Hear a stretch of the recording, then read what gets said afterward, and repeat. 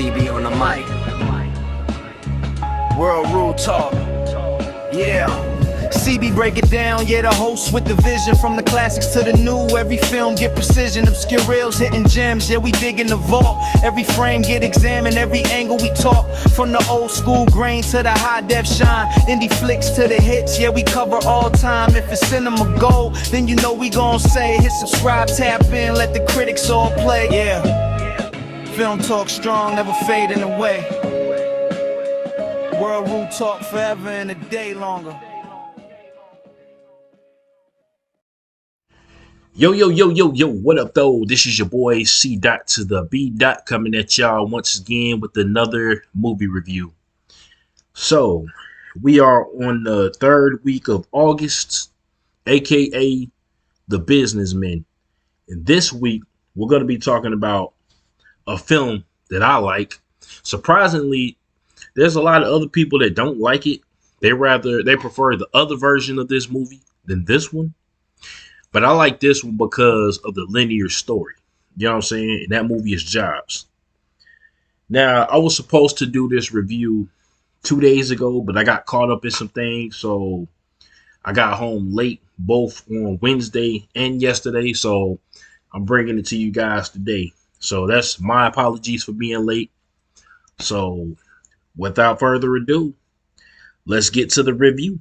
And the way we're going to do this, side note, the way we're going to do this is the way we did the other two. You know, I'm going to go over the cast and then the people that they portrayed, you know what I'm saying, on screen.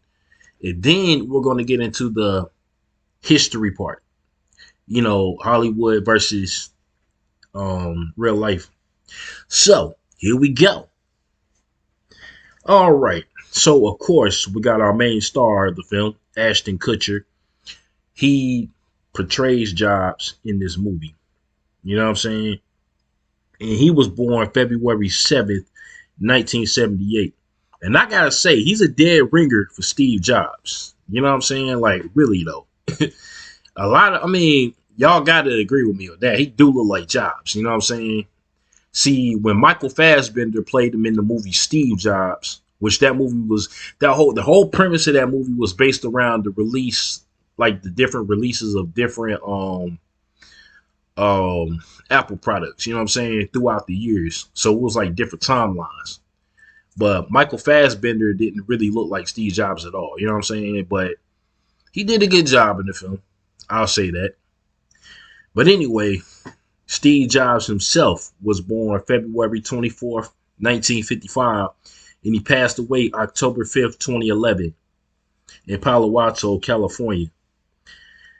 So rest in peace to him. And then you got his best friend, you know, his confidant, one of the closest people that was close, you know, that was close to him. He's played by Josh Gad, you know what I'm saying, or Gad. He was born February 23rd, 1981. And he portrayed Steve Wozniak, a.k.a. Woz. And Steve Wozniak was born August 11th, 1950. So he was a little older than Steve, you know what I'm saying? But Wozniak, he was pretty much like the brains behind the engineering and stuff like that, you know what I'm saying? Before Apple popped off, you know what I mean? And then next we got Dermot Mulroney. He portrays Mike Markula, you know what I'm saying? And he was born October 31st, 1963, while the actual guy, he was born February 11th, 1942. Now, this guy here, he had Steve Jobs back from the beginning. You know what I'm saying? Like, y'all remember the scene at the beginning where the guy pulls up at the house looking for, you know what I'm saying, Apple computers? And then he met with Steve and then, you know, the rest of his crew. So this guy pretty much invested money into the company. And so he became pretty much an investor / employee. So he was one of the reasons why Apple became successful. You know what I'm saying? He really was. But what happened to him near the end of the film, It depends on how you look at it. You might think it was messed up, but then some people might think it was deserved based on how he did Steve. You know what I'm saying? But we'll get to that part. Matthew Modine. He was born March 22nd, 1959, and he portrays John Scully in the film, who was born April 6, 1939. And John Scully was actually the CEO of Apple that Jobs himself wanted to bring in. You know what I'm saying? Because at the time he was running Pepsi. And Jobs pretty much asked him straight up, do you want to sell sugar water all your life, or do you want to come with me and change the world? So he went to Apple Computers. You know what I'm saying? But that was a mistake because later on, well, what we see in the film too is that they took a vote. And in fact, you know what? We're going to talk about Mike Markula right now. You know what I'm saying? The one that invested into the company.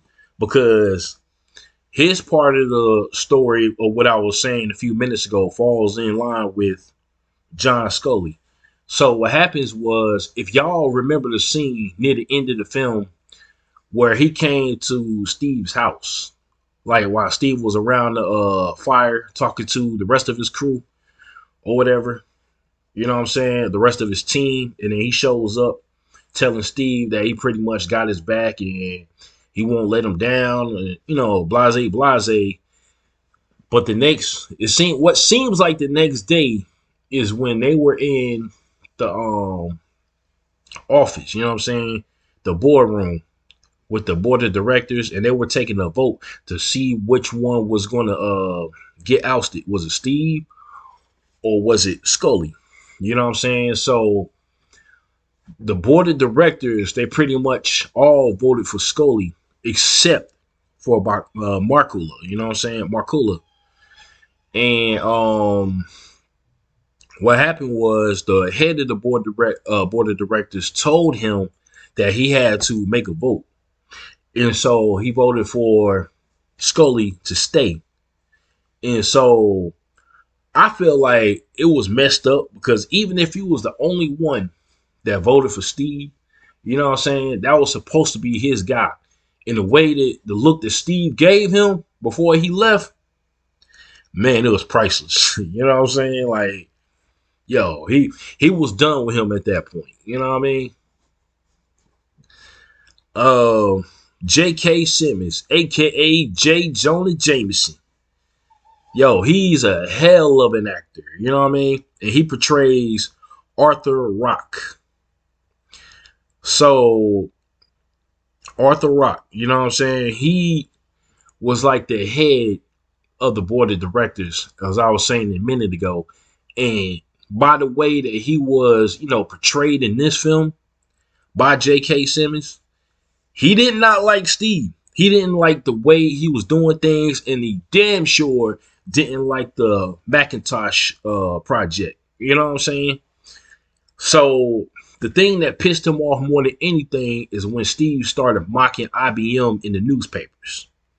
You know what I'm saying? And that really pissed him off. You know what I mean? So he was trying to get Markula to talk to Steve and tell him to basically stop. But he was the first one to raise his hand to oust Jobs. You know what I mean? It's crazy, but I'm not sure if that's how he was for real, because I know some of the story, but I don't know everything. I wasn't there, so I can't say whether it was or whether it wasn't. The next guy on the list is Lukas Haas. He was born April 16th, 1976. And the guy that he portrays is Daniel Kotek. I done butchered that name, I'm sure. I apologize, but he was born April 4th, 1954. So this was Steve's guy. You know what I'm saying? Like, this was the guy that he was, you know, going to school with, he went to college with, he went to India with, you know what I mean? And he started working with him day one at Apple Computers when Steve was still working out of his garage. And I believe they had a falling out. I'm not sure what really happened, but I think he left. I believe he left. I could be wrong, but again, I'm not well versed in the actual story. I'm just going off the movie, you know what I'm saying? Because I know sometimes, like I said, movies can be inaccurate, especially biopics like this one. You know what I mean? The next character we got, or the next guy we got, is Ron Eldard. He was born February 20th, 1965, and he portrays a guy named Rod Holt.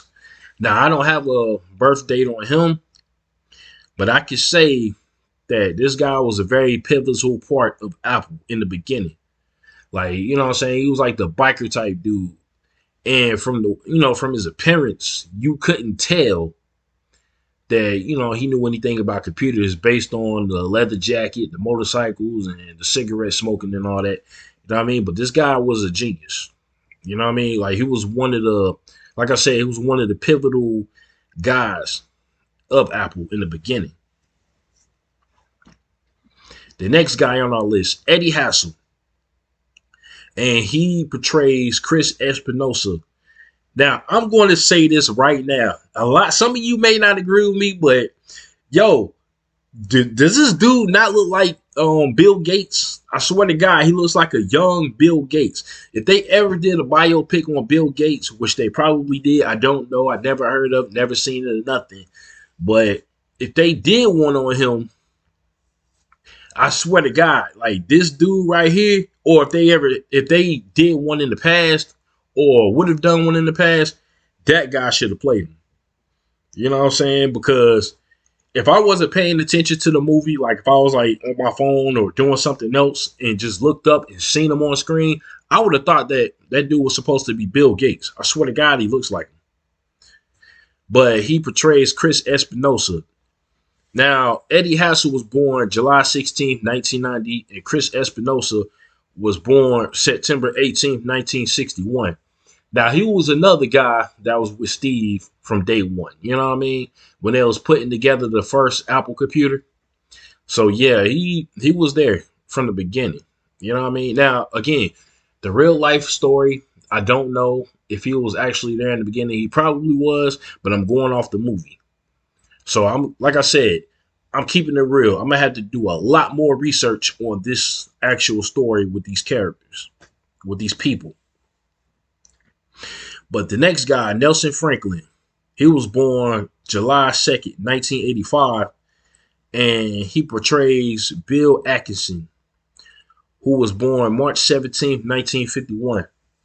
Now, in the beginning, this was the guy in the scene where, when Steve Jobs was having that meeting with his team, and then he was trying to tell them about the fonts and the menu screens and all of that, the pull down menu and all that.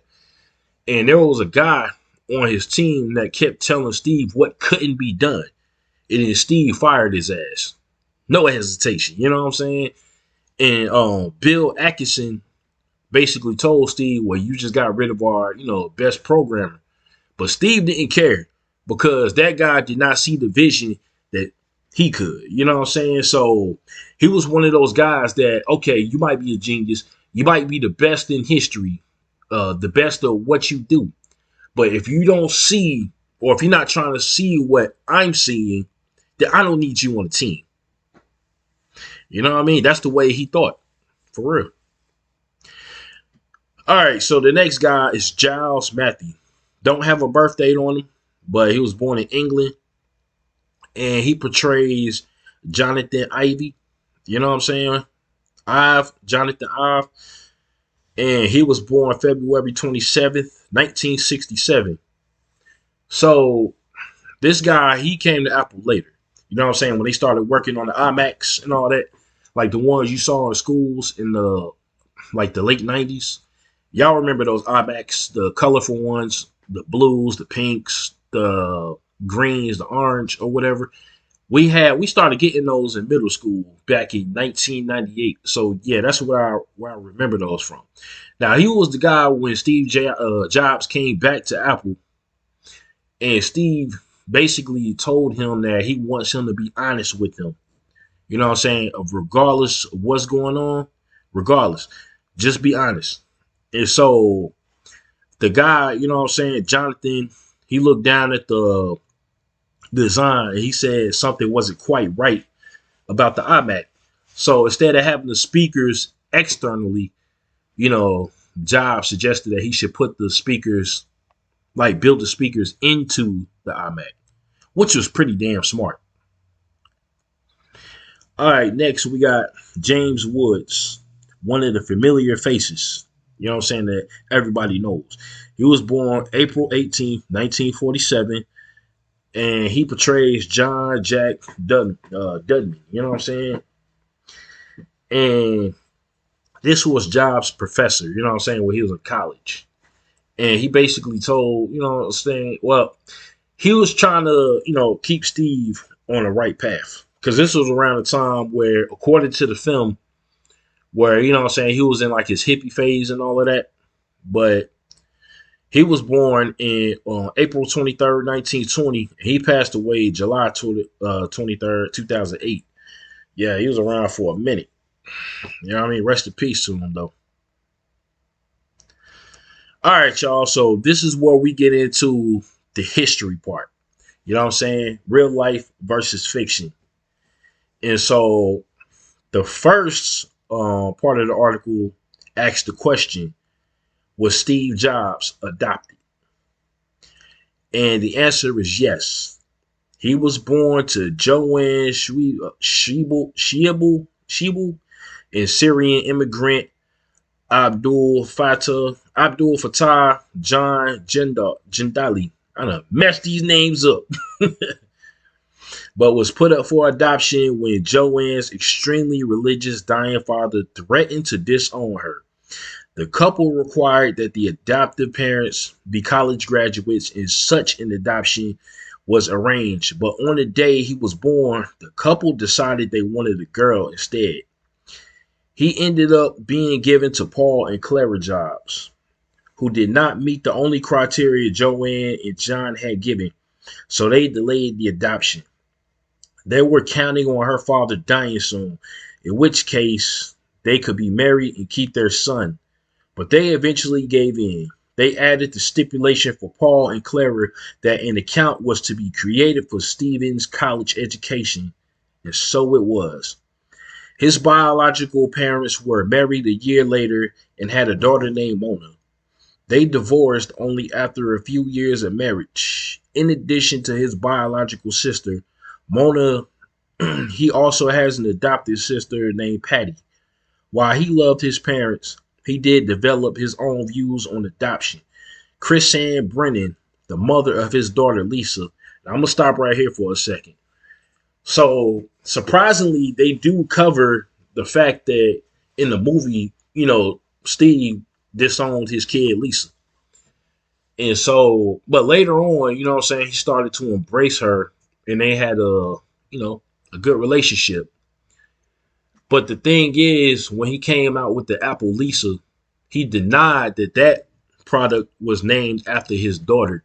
But then later on, he admitted it that it was named after her. You know what I'm saying? But let's continue. The mother of his daughter, Lisa, noted that he said he was fine with abortion, but never pushed for it. He strongly discouraged me putting the child up for adoption. Many close to him speculate that his striving to succeed is rooted in the feeling of abandonment from childhood, but Jobs disagrees. Did the real Steve Jobs have a history of drug use?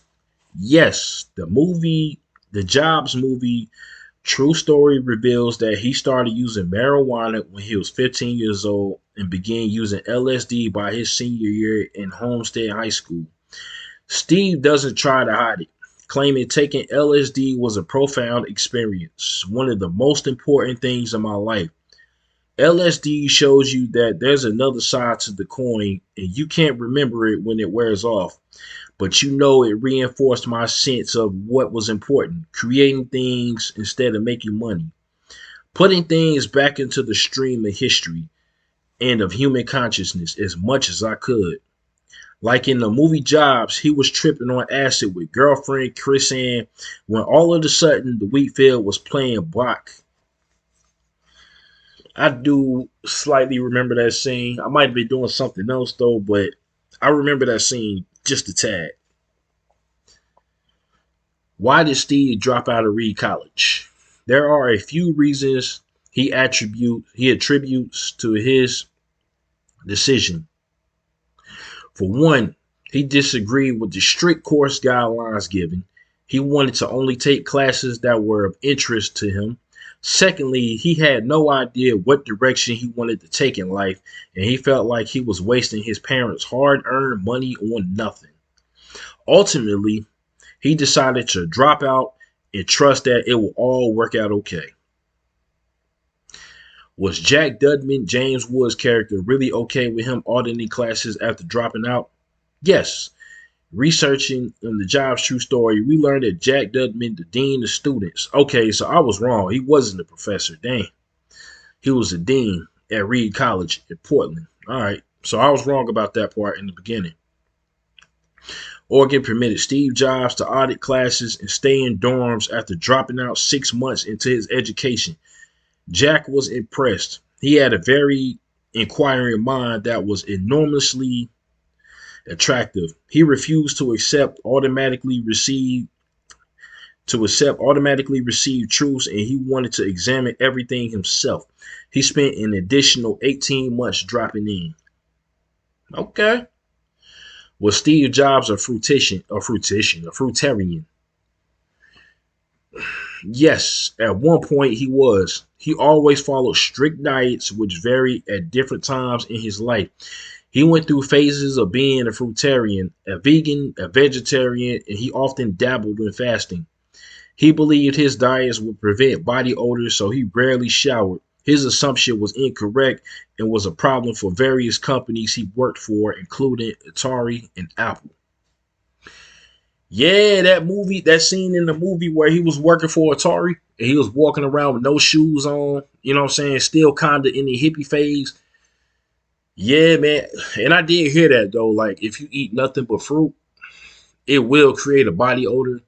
You know what I'm saying? I never did that. I never tried it. I tried being a fruitarian for 1 month. I couldn't do it, man. It's hard. But yeah, man. Apparently, this is true. Was he forced to work at night for Atari due to complaints from coworkers about his hygiene and attitude? Yes, after landing the job by simply walking into Atari and refusing to leave until he was hired, a number of complaints came in from his colleagues. In an effort to appease everyone, his boss, Nolan Bushnell, allowed him to work at night instead. For those who don't know, Nolan Bushnell is a co-founder of Atari. You know what I'm saying?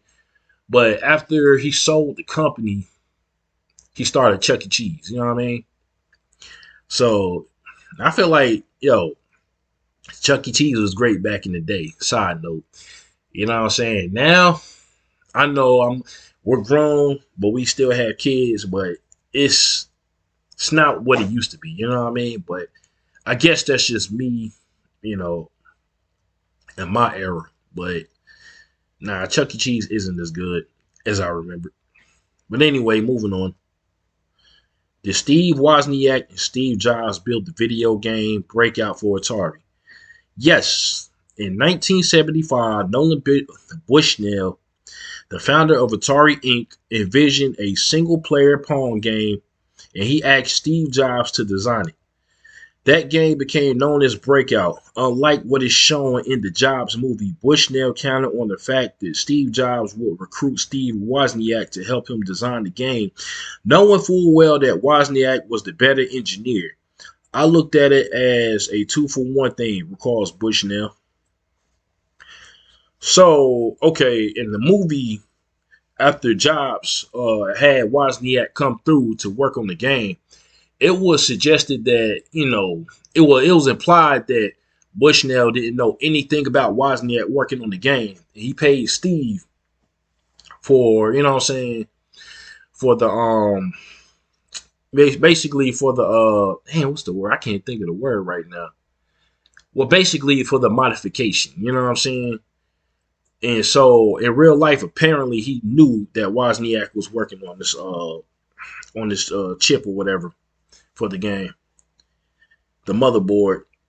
But moving on, did Steve lie to Woz about how much money Atari paid him for the game?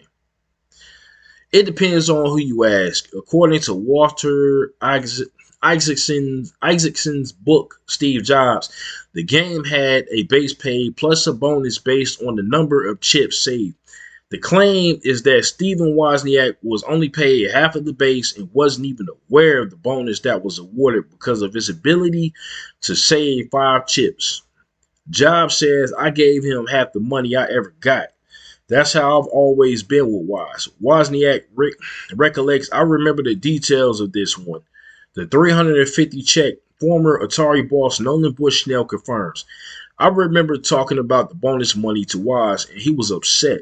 I said, yes, there was a bonus for each chip they saved, and he just shook his head. They let it go. So basically, what happened was Steve, he got paid 5 G's. And he was supposed to give Wozniak half of it, but he only told Wozniak he got paid 700 and he gave him 350. I can't lie, that was fucked up. You know what I mean? They said when Wozniak read this in a book later, he started to cry. You know what I mean? But I mean, anybody will feel betrayed that way. You know what I'm saying? Like, you would definitely feel betrayed. Like, I'll be pissed. I want the rest of my damn money. You know what I'm saying? But moving on. Did Steve Wozniak really create the first display connected computer? According to the real Steve Wozniak, Sunday, June 29th, 1975 was pivotal. It was the first time in history anyone had typed the character on the keyboard and seen it show up on their own computer screen right in front of them. Did Wozniak really have a dollar joke line? Yes. To his book, I Was, he created the line where callers dialed in for a joke and an answering machine would give them a polished joke for the day. Occasionally, he would answer the phone himself, which happens to be how he met his first wife, Alice Robertson. This venture lasted a few years, but caused headaches for a number of people who had similar numbers that were accidentally being dialed. He changed it several times to more foolproof phone numbers, but it never helped. Eventually, he shut it down due to cost. Was one of the possible names for the company really Enterprise Computers? Neither Woz nor Jobs has said that any Star Trek theme names, including Enterprise and Phaser Beam Computers, which is dope, by the way, I can't front, mentioned in the movie, was discussed as options for the company. However, the true story behind the movie Jobs reveals that basic names such as Matrix and Personal Computers Inc. were considered at the end. They decided to temporarily name it Apple, agreeing that if they couldn't come up with anything better prior to filling the necessary paperwork, it would stick.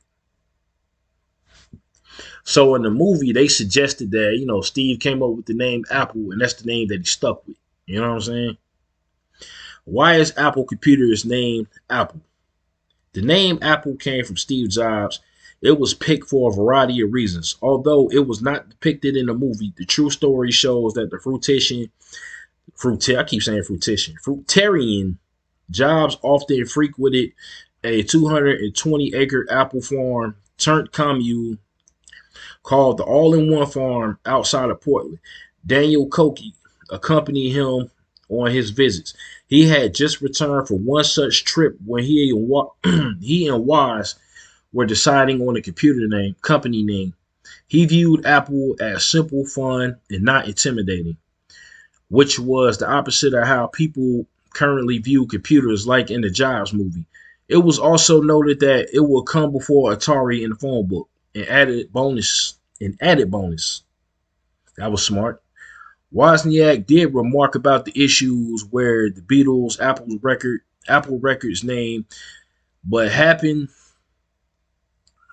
perhaps it was for the better since they both were fans.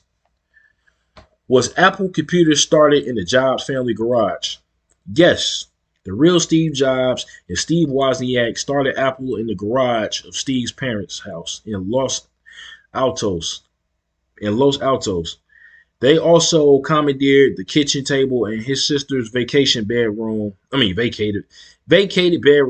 recruited whoever was available to help, including Daniel Koch, his ex-girlfriend Elizabeth Holmes, and Jobs' pregnant sister Patty. Others shown in the movie, including technician Rod Holt, didn't come aboard until they began the work on Apple II. Okay, so he came later on. You know what I'm saying?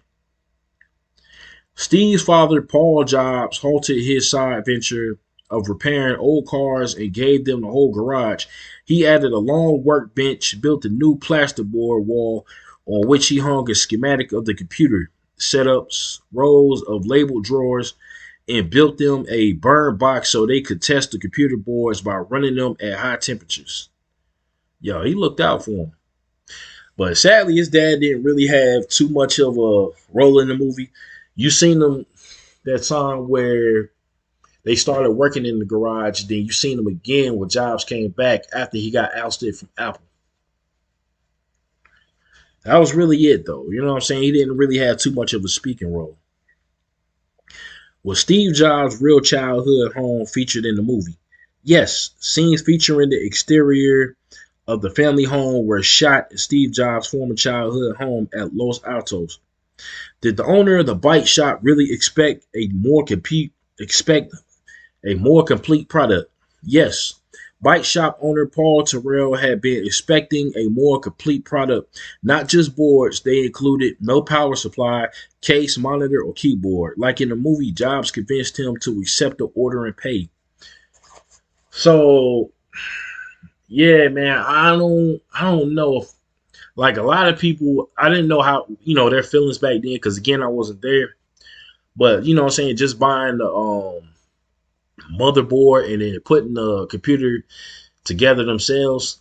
But a lot of people probably wasn't with that. So it was probably for like a lot of computer nerds and stuff like that, or people who were savvy with tech like that. You know what I'm saying? Which I take my hat off to those people. For real. All right.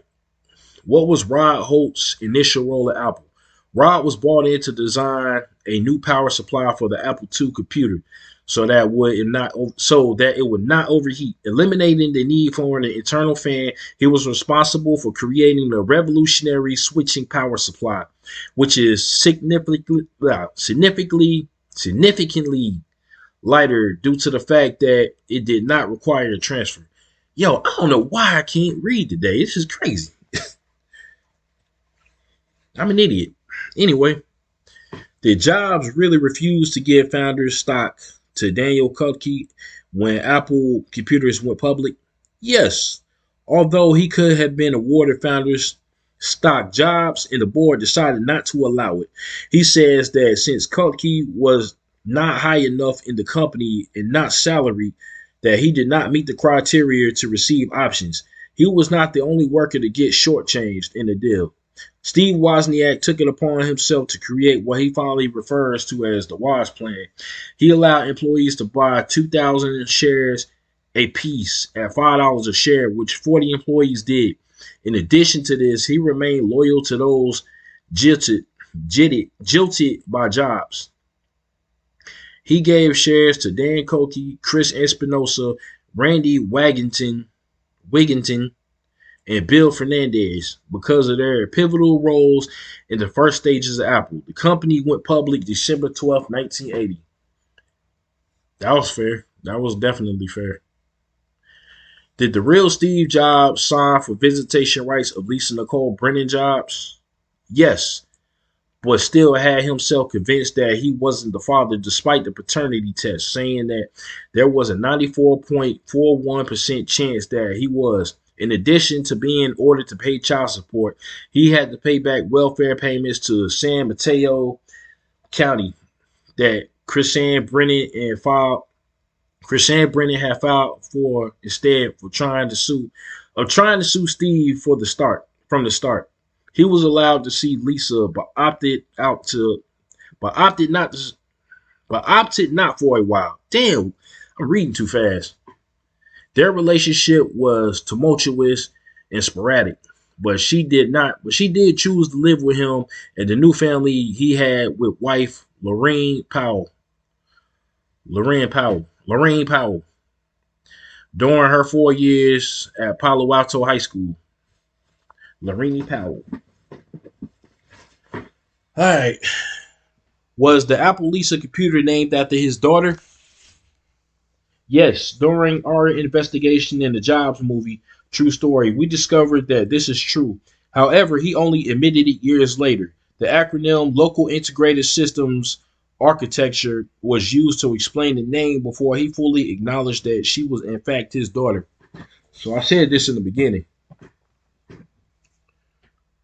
Was an ad taken out to taunt IBM? Yes, in August of 1981, a few weeks after IBM's release of their first personal computer, Apple placed a full-page advertisement in Wall Street Journal saying, "Welcome IBM, seriously." Damn. I can't even lie. For some reason, that's hilarious, man. This guy had some balls, yo. Was the overpricing of the Macintosh the reason for the loss in sales? Steve believes that it was the blame. Steve believed that it was and blamed CEO John Scully for the failure. It's the main reason the Macintosh sales slowed and Microsoft got to dominate the market, insists Jobs. Scully and Jobs had debated the price, and at the end, Scully won, pricing it $500 more than expected. In order to cover upgrades and marketing costs, the price was a whopping $2,495, and it is believed to have alienated the average user client base for which they were striving. Why did Steve Wozniak quit? In February of 1981, Woz was in a plane crash that caused him to develop amnesia. At this point, I didn't know that. That's crazy. At this point, he took some time away from Apple. Once his mind cleared, he decided to finish college at the University of California, Berkeley, under the name Rocky Raccoon Clark. Upon returning to work, he found that he had lost his drive for it and was busy with other interests. As a part of the Apple II team, Wozniak felt underappreciated and realized that he preferred a smaller, tight-knit company atmosphere. When the idea of the university remote control came to him, when the idea of the universal remote control came to him, reading too damn fast, he decided to leave and start a new company called CL9, short for Cloud9, which was already taken. Unlike what is seen in the movie, he did not go to Steve to let him know about this decision. He went to his Apple II division engineering boss and informed him. Jobs found out through a piece in the Wall Street Journal. Wozniak insists that he did not leave because he was mad at Apple, but simply because he had a new interest, the remote. Jobs appears to have held a grudge for a time and even disrupted the remote's manufacturing process by stopping the company associated with Apple from designing the casing for the remote. When did Steve Jobs come back to Apple? On December 20th, 1996, it was announced that Jobs would come back as a part-time advisor, which he did in January of 1997. CEO Gil Amelio resigned that July, and on September 16th, 1997, Steve Jobs became the ICEO, short for interim CEO. Did Jobs really dump 1.5 million shares of Apple stock? Yes, the real Steve Jobs had received shares as well as cash for the purchase of the company next. A stipulation required that he holds the shares for at least 6 months and was to inform the company if he was selling them. He didn't. He dropped his 1.5 million shares without informing CEO Gil Amelio and proceeded to lie to him about when asked directly. Gil only found out after the SEC filing revealed that Jobs was the seller. Jobs claimed that he thought the company was headed down and wanted out, but he was too embarrassed to admit it. Later, he claimed that he didn't think that he needed to tell him. Some believe that this was all a part of his plan to become CEO of Apple by making Gil look incapable. Soon after, Gil was removed and Steve was offered the position. Damn. That's crazy, yo. What jobs did what job did Jonathan Ive have at Apple Computers? All right. Johnny Ive was the head of the design team when Steve returned.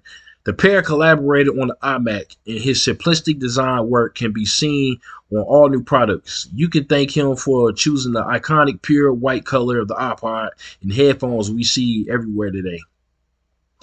Did Steve ever meet his biological parents?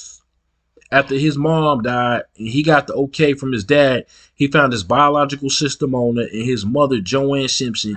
They all developed a good relationship over the years, but he refused to meet his father who had abandoned him. When Mona was 5, keep in mind that he had abandoned his own daughter Lisa and was trying to mend their relationship. It seems Steve believed that his father should have done the same for the child he abandoned as well. Through his sister, he learned that he had coincidentally already met his father at the restaurant he had frequented. His father later discovered online that Steve was his son, but respected Jobs' wish for him not to have contact. So we're about done here. You know what I'm saying? Oh, we're pretty much done. The rest of it is just like, you know what I'm saying, other information and all that, like speeches and stuff like that. But I will say on a scale of 1 to 10, this movie, the accuracy of this movie for me will probably be somewhere between a 6 and 7. There's a lot that they left out because, I mean, it's a movie, a biopic, so you can't fit everything into a movie. Now, if it was like a miniseries or something like that, then I'm pretty sure they would have told a lot more. But I mean, I feel like the movie, it was good for what it was. It was pretty decent to be 2 hours and 8 minutes. You know what I mean? The acting was pretty good. Everybody who portrayed any of these people did a great job. You know what I'm saying? Again, as far as Ashton Kutcher playing Jobs, it's like I feel like he exaggerated him a little bit.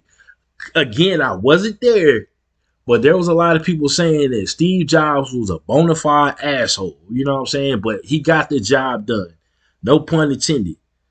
So, I don't know, but there was a lot of great products that came out of Apple. Even though I'm not an Apple guy as far as like phones and things like that, but I can respect the company for the strive it took, you know what I'm saying, to bring out these products. So again, if you haven't seen this movie, make sure you go check it out. You know what I'm saying? I got it on DVD, but if you can't find it on streaming, you know what I'm saying, I'm not going to tell you to go that route, but I mean, it's worth the watch. You know what I mean? The 2015 movie, I've only seen that once, and I thought it was pretty decent. But again, I prefer the 2013 version.